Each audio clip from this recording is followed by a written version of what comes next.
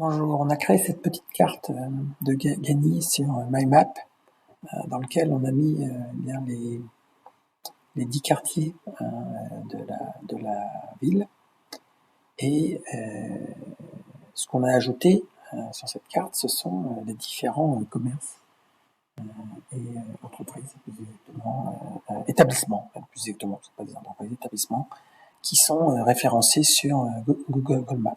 Alors forcément, c'est un biais Google Maps, mais en même temps, il y a quand même encore d'établissements sont référencés et du coup, voilà. Alors, qu'est-ce que l'on voit? On voit là en bleu les commerces. Ce qu'on se rend compte en regardant un peu plus précisément, c'est que, eh bien, on n'a pas de grandes entreprises. Hein. Les commerces sont au nombre de 40. Il n'y a pas de grandes entreprises, c'est plutôt de tout petits commerces, taxis, bon, forcément des supermarchés, auto-écoles, instituts de beauté, etc. Et ils sont à peu près répartis. Il n'y en a pas, bon, il y en a forcément un tout petit peu plus le long des deux rues principales, hein, qui sont l'avenue Henri Barbus et la rue Henri Maillard, mais ces commerces sont quand même répartis globalement sur l'ensemble de la ville. Ensuite, on a indiqué tout ce qui appartient aux établissements de santé. Là encore, pas d'hôpital, donc pharmacie et un certain nombre de professions médicales, à commencer par les médecins, orthophonistes, etc., dentistes, etc. Voilà. Ensuite, on a ajouté dans deux catégories, toute la catégorie collectivité, poste, mairie, etc., qui sont dans l'ensemble de ces des éléments. Donc forcément, ils sont aussi plus regroupés autour du centre-ville.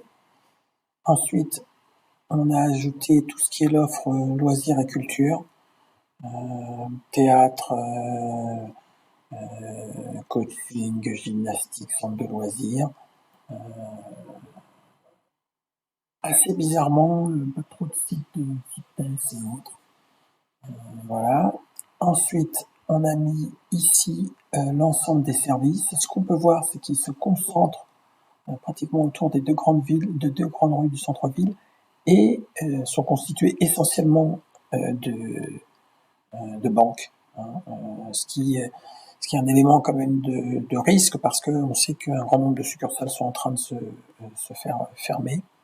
Ensuite, on a mappé l'ensemble de l'offre de restauration avec une offre de restauration qui, même si elle se concentre sur le centre-ville, est quand même aussi très représentée en périphérie.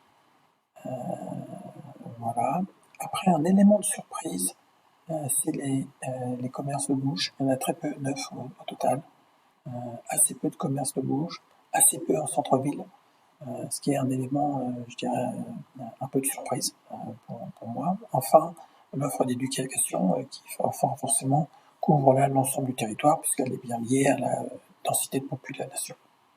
Voilà, donc en synthèse, qu'est-ce qu'on voit? On voit transparaître une ville avec essentiellement résidentiel, sans un élément, je dirais, économique fort, et avec potentiellement un centre-ville qui semble ne pas avoir une forte attractivité de par la faiblesse de l'offre de services et ou l'offre, je dirais, de commerce de bouche, à l'exception des banques qui ne sont pas, on va dire, un élément primordial. Voilà.